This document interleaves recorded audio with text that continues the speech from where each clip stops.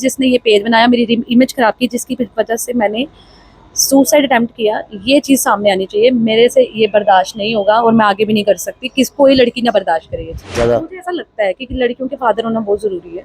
मैंने हमेशा यही सोचा था कि मैं अपनी पर्सनल चीज़ें, क्योंकि हर किसी की अपनी मर्जी होती है, मैंने सोचा था मैं अपनी पर्सनल चीज़ें कभी मीडिया में नहीं लाऊंगी, क्योंकि उनकी भी फैमिली है, उनको भी आगे बढ़ना है, मुझे भी आगे बढ़ना है। मैंने कभी ये सोचा ही नहीं कि मैं किसी ऐसे कंट्रोवर्सी में जाऊं या किसी को ऐसे बोल लूं। फिर पेज ऑन होता है कि हमारी पूरी फैमिली, क्या क्या नाम लिए गए हमारे लिए, मेरी छोटे बहन को नहीं छोड़ा गया, इतना गंदा गंदा बोला गया कि एक लिमिट होती है क्रॉस सहने की। मेरी वो ना बैरियर टूट गया था। मैंने सोचा था पुलिस सब चीज़ें करेगी, तब साइबर क्राइम ने नहीं किया। आई होप अब वो करें, और मेरी रिक्वेस्ट है कि अभी करना चाहिए, सब चीज़ें सामने आए। कैसे मेरे लिए क्यों पेज बन गया, कोई तीसरा क्यों बनाएगा? कॉमन सेंस की बात है, जो मेरी और प्रशांत की चीज़ें हैं वो उस पेज पे कैसे डल गई? जब एफआईआर लगी वो पेज क्यों बंद हुआ? मैं भी बना सकती थी, मैंने कुछ नहीं किया, क्योंकि मेरे माइंड में शादी करना ही था। जज डिसाइड करेंगे कि कौन गिल्टी है, मैं उसमें कुछ नहीं बोल सकती। मैं कभी ऐसा सोचा भी नहीं था मैं करूँगी। बस अब मेरा यही है कि इस पर जल्दी से जल्दी कार्रवाई हो। तो निशा जी हमारे साथ हैं। हालांकि तबीयत ठीक नहीं है, ज़्यादा परेशान नहीं करेंगे, लेकिन इससे ज़्यादा परेशानियां वो पिछले कई महीनों से झेल रही हैं।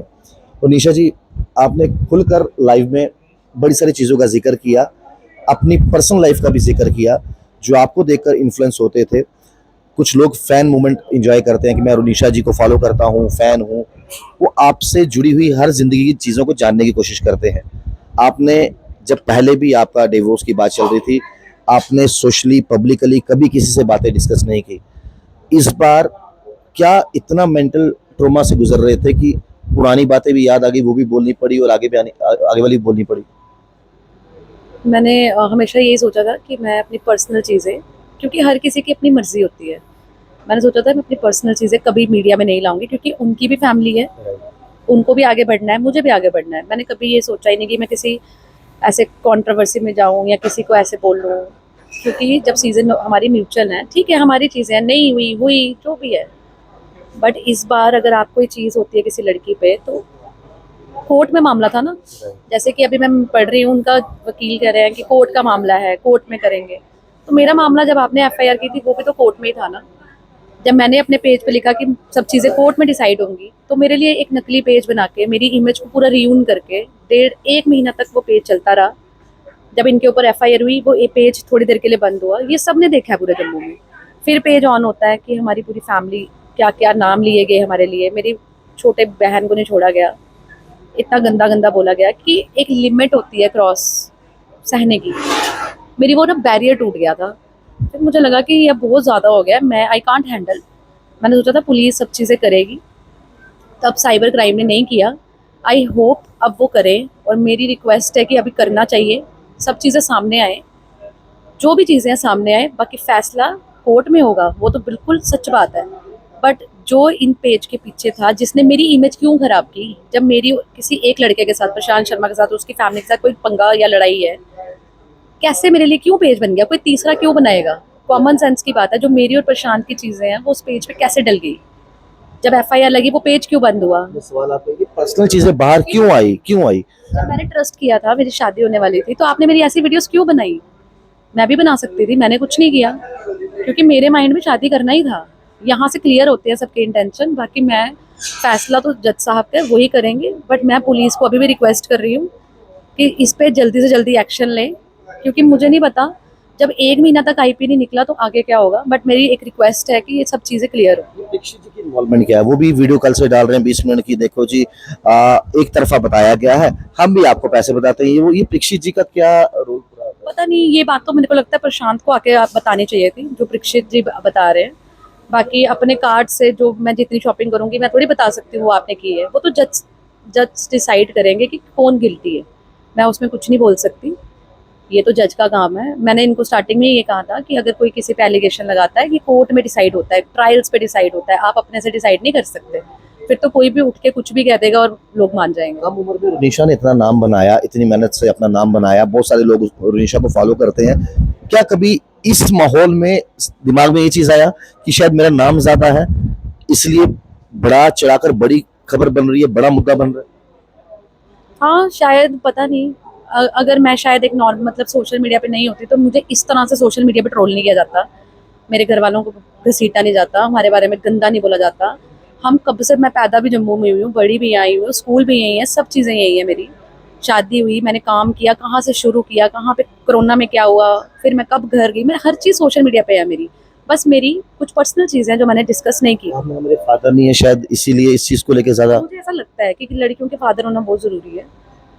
मुझे आज आंसर करना पड़ रहा है इस तरीके से, मैं कभी ऐसा सोचा भी नहीं था मैं करूँगी। बस अब मेरा यही है कि इस पे जल्दी से जल्दी कार्रवाई हो।